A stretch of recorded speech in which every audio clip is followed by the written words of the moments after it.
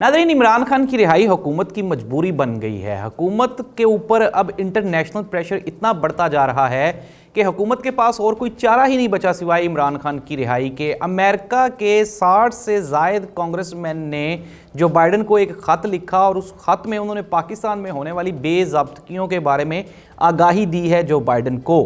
नाज़रीन, इस ख़त में मज़ीद और कौन कौन से पॉइंट्स थे वो हम बताने जा रहे हैं आपको आज के प्रोग्राम में। अब कहा जा रहा है कि जस्टिस याहिया अफरीदी के बारे में ये एक्सपेक्टेड किया जा रहा था कि वो हलफ नहीं उठाएंगे। हलफ तो वो उठा रहे हैं। याहिया अफरीदी हलफ क्यों उठा रहे हैं? और दूसरी बात यह कि जस्टिस मंसूर अली शाह और मुनीब अख्तर उन्होंने भी रिज़ाइन करने से इनकार कर दिया है। गेम अब इंतहाई दिलचस्प मरहले में दाखिल हो गई है। अब देखना ये होगा कि पाकिस्तान के सुप्रीम कोर्ट में जो आइनी बेंचेस बनते हैं उसकी सरबराही किसको मिलती है। फिर उसके बाद ये जो इंटरनेशनल प्रेशर है, इलेक्शन का ऑडिट है, और फिर उसके बाद हुकूमत के सर के ऊपर लटकती हुई ये जो तलवार है इसका इख्तिताम कहाँ पे होगा। इंतहाई दिलचस्प हो गई है गेम, और गेम में तब्दीलियाँ कौन कौन सी रोनुमा होने वाली हैं ये हम बताने जा रहे हैं आपको आज के प्रोग्राम में।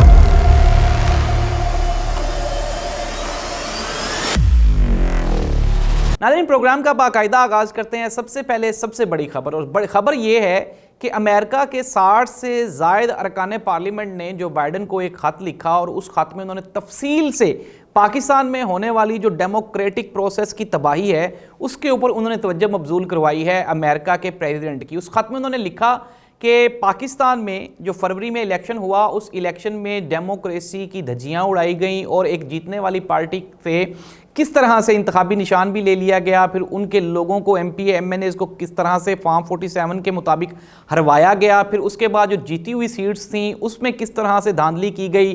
फिर उसके बाद इसी खत में मज़ीद पॉइंट्स ये हैं कि इमरान खान को क्यों गिरफ्तार किया गया। इमरान खान एक सियासी कैदी हैं, इमरान खान के ऊपर कोई करप्शन का केस नहीं है, और इमरान खान को सिर्फ और सिर्फ सियासी इंतकाम लेने के लिए जेल में रखा जा रहा है। इस खत में अमेरिकन कांग्रेसमैन ने यह भी जो बाइडन को लिखा कि as soon as possible Imran Khan की रिहाई होनी चाहिए। और सबसे खतरनाक खबर वो ये है कि उन्होंने कहा कि पाकिस्तान को जो हम इमदाद दे रहे हैं, चाहे वो फौजी इमदाद है चाहे वो सिविलियन इमदाद है, उसके ऊपर कट लगाना चाहिए और अमेरिका को नजरसानी करनी चाहिए, क्योंकि पाकिस्तान में जमहूरी रवायात बिल्कुल आहिस्ता आहिस्ता खत्म होती जा रही हैं।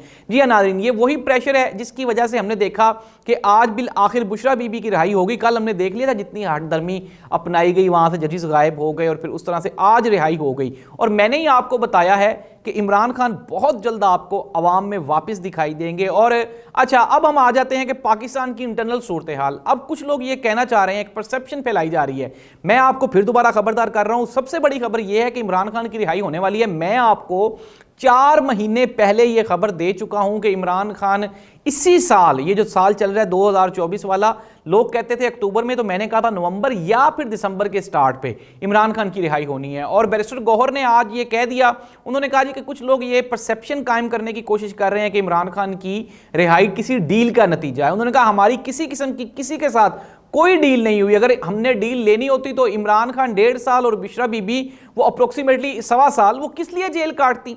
और जाहिर सी बात है, ये अंडरस्टूड सी बात है कि जब आपको नजर आ रहा हो कि आप इतनी लंबी जेल भी काट चुके हैं, उसके बाद आप किस तरह की डील लेंगे। इमरान खान को आप अंदर रख ही नहीं सकते। कादी फायद ईसा एक वाहिद सोर्स था एस्टेब्लिशमेंट के पास, मुस्लिम लीग नून, पीपल्स पार्टी और इत्तेहादी जमातों के पास, जिसके तहत इमरान खान को जेल में रखा जा सकता था। अदरवाइज अब जो भी चीफ जस्टिस ऑफ पाकिस्तान आएगा वो जाहिर सी बात है वो केसेस को मेरिट पे सुनेगा। जस्टिस याहिया अफरीदी के बारे में यह कहा जाता है कि justice Yahya Afridi is a noble man, एक बेहतरीन, एक प्रोफेशनल जज हैं, एक प्रोफेशनल अपने शोबे के साथ लॉयल हैं। नाज़रीन, याहिया अफरीदी के ऊपर ना ही तो पाकिस्तान तहरीक इंसाफ को कोई एतराज़ है और ना ही जस्टिस मुनीब अख्तर या मंसूर अली शाह को कोई एतराज़ है।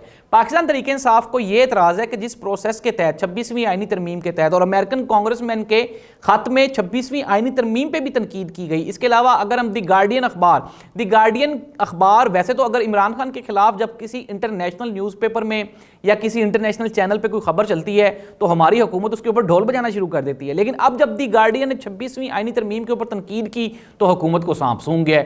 और जाहिर सी बात है नाज़रीन, 26वीं आईनी तरमीम हो, कादी फाइसा साहब की बतौर चीफ जस्टिस ऑफ पाकिस्तान तैनाती हो, ये सारे का सारा कुछ एक प्री प्लान्ड एक गेम का हिस्सा था। कादी फाइसा के खिलाफ इमरान खान के दौर में जब हमने देखा था कि जब वो कमीशन बना और इनके खिलाफ इंक्वायरी बैठी थी, लेकिन वो नहीं गए थे। और प्लानिंग क्या थी? प्लानिंग यही थी कि आफ्टर अ फ्यू टाइम आपने इमरान खान के खिलाफ एक मोहरा बनना है।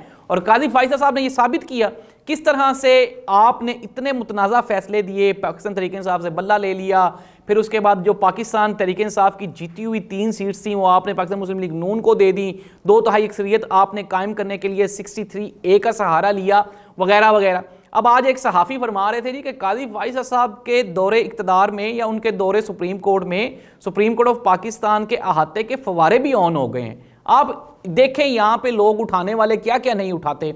और ऐसे सहाफ़ी भी मौजूद हैं जो काजी साहब को खराज तहसीन पेश कर रहे हैं। बिलावल भुट्टो जरदारी, मियाँ मोहम्मद शहबाज शरीफ और हुकूमती वज़रा ने काजी साहब को खराज तहसीन पेश किया।